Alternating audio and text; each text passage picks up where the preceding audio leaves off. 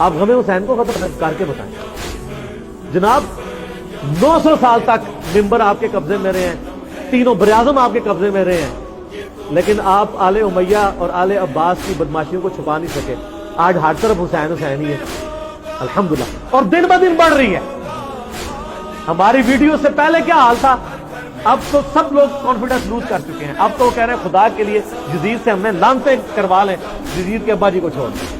اب ہاتھ پاؤں پکڑنے پہ آ گئے ہیں. اب یزید تو ڈسکس ہونا ہی بند ہو گیا, کیونکہ ہم نے بتایا کہ اصل بندہ کون ہے, اصل مسئلہ کیا ہے, ٹوٹی کمند کہاں. تو غم حسین باقی ہے, مسند احمد میں حدیث ہے, غم حسین حضور نے زندگی میں بھی کیا.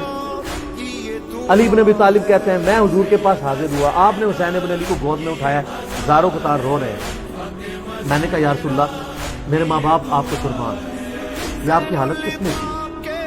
اور یہ حدیث سٹارٹ کہاں سے ہوتی ہے, مولا علی جو ہیں وہ جنگ نہروان کے لیے جا رہے ہوتے ہیں, نینوا نامی جگہ پہ صحیح حدیث ہے مسند احمد کی. تو آپ نا وہاں کہتے ہیں اصبر یا ابا عبداللہ, اے ابو عبداللہ صبر کرنا. تو ساتھی پوچھتا ہے کہ حضرت علی آپ کس سے باتیں کر رہے ہیں. تو حضرت علی حضرت حسین سے باتیں کر رہے ہوتے ہیں, حالانکہ حسین ساتھ نہیں تھے, لیکن ایک نعرے کے طور پہ کہ میرے بچے صبر کرو.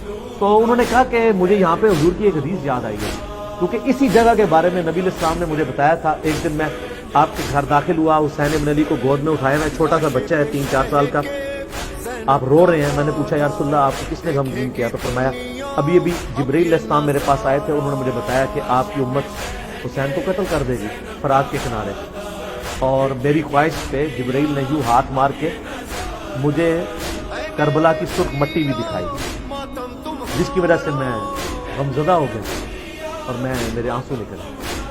ابھی واقعہ ہوا نہیں ہے, واقعہ ہونا ہے 50 سال بعد. غم حسین پہلے ہے, اور واقعے کے وقت کیا ہوا ہے وہ مسند احمد میں متواتر حدیث ہے. ابن عباس کے 8 شاگردوں نے یہ روایت کی ہے. شیخ البانی, شیخ زبیلی صحیح دونوں نے صحیح کہا ہے, اہل حدیث بھی صحیح مانتے. اور یہ وہ حدیث ہے جس کی وجہ سے میں نے یہ فکر حسین اور غدیر خم کے اوپر آواز بلند کی. وہ حدیث کیا ہے, مسند احمد میں ہی ہے.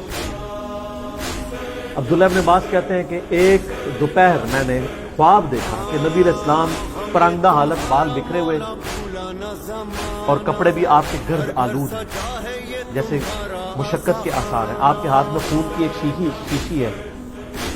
تو میں نے کہا یا رسول اللہ میرے ماں باپ آپ پہ قربان, آپ کی کیا حالت ہے. تو آپ نے فرمایا کہ میں صبح سے حسین اور اس کے ساتھیوں کا خون جمع کر رہا ہوں. یہ ایک تمثیل آپ علیہ السلام کو دکھائی گئی.